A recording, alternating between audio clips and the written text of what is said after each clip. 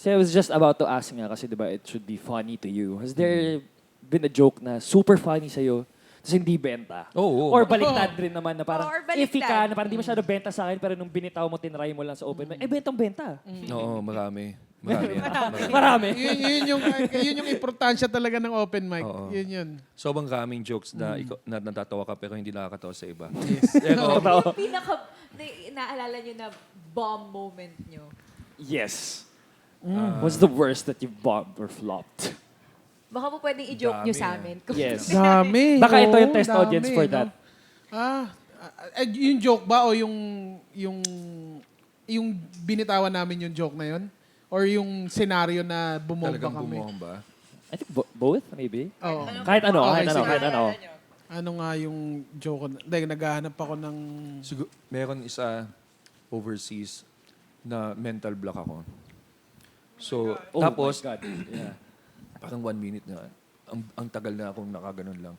Tapos parang hindi ko na nawala ako sa isip ko kasi lumipad ako Singapore. Tapos nung day na yon dumating ako. Tapos sinubukan ko mag-commute from the airport to the hotel na mag-train kasi parang gusto ko makatipid. Sobrang nakakapagod siya.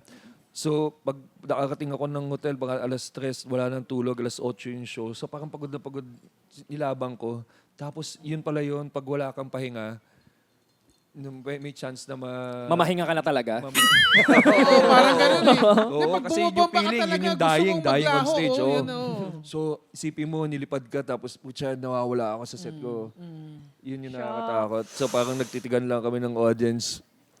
Tsaka Nagatagal. ang audience pa naman nararamdaman nila yan kapag awkward na yung performer. Oo, o sila una, nararamdaman nila, kung ano yung nararamdaman mo doon, Yeah. nararamdaman, ano yun, kumbaga parang na-send may message na, Oo. nahirapan na ako. Tapos mahiya ka din dun sa producer, di ba? Parang Oo nilipad nga. ka niya, ganun. So, yun yung parang di ko makalimutan kasi talagang hirap na hindi mo alam kung ano yung gagawin mo sa stage sa kalimutan mo. Yung sa akin naman sa kasi Stand nagmomotor din ako nagmomotor din ako. So meron akong isang gig na tungkol dun sa mga nagmomotor din. So feeling ko, ay kaisa ko tong mga to. Parang makaka-relate sila sa akin. Nakikringe na ako. Ayun, bomba ka. Ano Ang yung hirap. joke? Nagjo-joke ako noon. Hindi ko alam kung pagod ba sila kasi maaga yung yung event. Tapos may mga nagmotor pa galing Maynila tapos pumunta doon sa Bataan, ganun.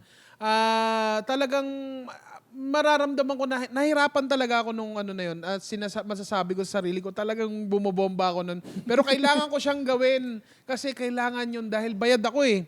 So, dahil pag ganun pa naman na hindi ka nakakatawa sa isang performance, ang haba ng oras. Parang talaga yung 15 minutes nun, parang... Ilang oras? Parang ang tagal. Parang hindi ko alam kung paano ko tatapusin ito. Alam mo, sa sobrang bad ng feeling ko na araw na yon, pumunta ako sa shrine dun sa Bataan. After nun, kasi malapit lang eh, bababa lang yun. Tas Pinasadyos mo na lang. Pinasadyos ko na lang na sabi ko, ano pang plano nyo sa akin? Oo. Pero ganun, kailangan mo lang din talaga siyang harapin. Kasi hindi ka magiging comedian o stand-up comedian kung hindi mo kayang i-handle yung ganung emosyon. Ang hirap tumanggap ng bayad after the performance na hindi ka masaya. Yeah, Yun you feel yung ano. guilty. Totoo yun, mahirap tumanggap ng bayad pero kailangan Kaya mong pa-Gcash na lang tanggapin. Usually Oo. Gcash. Kailangan mong tanggapin. Kasi may babayaran kang bills eh. Bibili ka pa ng sofa. Bibili ka ng sofa, di ba? Para hindi mahirap patulog. Makaupo Oo. naman si Carla. Di ba parang ang hirap ng ganong feeling. Pero kasama siya sa journey mo. Siguro yan yung care for your work eh. Yung care for your art na gusto mo talaga mag-deliver all the time. Kaya pag pangit yung performance mo, parang hindi worth it tong bayad sa... Yes. Ako may naaalala din akong yung ganyan, yung sa regional. Parang fiesta, tas singer po kasi ako. Tapos yung kumanta ako, tas upbeat yung song, pero sobrang patay talaga nung crowd. Tapos yung sana matapos na tong kantang to. Alam mo yun? Yung walang pumapalakpak.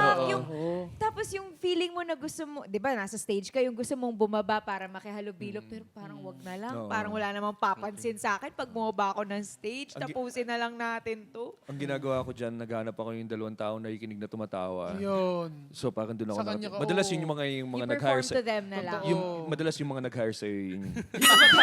Tawa-tawa. Kasi kilala ka nila. Kumbaga yung nag-hire sa'yo, kilala ka nila. So, alam nila parang funny Oh. ka. Alam nila yun. You're doing great! Kumbaga sila lang yung pinapataw mo. Kaya doon ka naman, no? Kasi, kumbaga, fan mo sila. Kaya ka dinala dito eh. Ito pataw, ka dyan. Kumbaga, pinapa-experience nila doon sa mga tao yung na-experience sila sa'yo. Kaya lang, hindi lang siya... Nangyari sa akin yan, ganun, yung parang isa silang business, nakita-kita yung mga iba-ibang businesses. Tapos inintroduce pa ako ng hindi maganda, yung parang hindi talaga na-establish na magpapatawa ako. We have a guest speaker. Ito, magsasalita lang pala ng saglit, oh. Tapos walang stage. Tapos parang nakatayo lang talaga ako sa harap ng mga 50 lamesa. Tapos may nangyayari dito kasi may nagpe-prepare naman na magsasayaw ng mga babae na magsasayaw kasi dance instructor na yung next. Tapos ang gulo, tapos isang lamesa lang yung nasa, kung saan ako nakaharap na lamesa, sila na lang yung naging audience ko. Tapos parang may moment doon na parang naawa na sila sa akin na kailangan na nila talagang makinig saka tumawa yung 5 tao dito sa lamesa na to. Kasi ang ingay na nung buong venue na wala na parang naikinig. So parang nag-establish na ako ng connection sa isang lamesa. Tapos doon na ako umugot ng lakas. Parang ganyan. Ako isang beses na naranasan ko yan, bubblegum audition. Bubble gun. Nakapila kami doon, nandun lahat nung tapos may bibigay sa material, tapos okay, next. Ako rin, may TikTok lock. Nag-host ako doon. Siyempre, kasama ko, puro komedyante. Tapos babanat ka. Live audience, noontime show. Babanat ka doon. Siyempre, parang kailangan mong pabibo ka doon. Ganun. Tawa. Alam mo, ikaw na yung tatawa sa mic. Totoo! Kailangan mo saluhin yung sarili mo. Totoo yun. Self-love ka na lang. Totoo yun. Saluhin mo rin yung sarili mo. Kung walang sasalo, Self-love. ikaw lang. Self-love mo. lang. Pero maitawid ko na rin. Self-love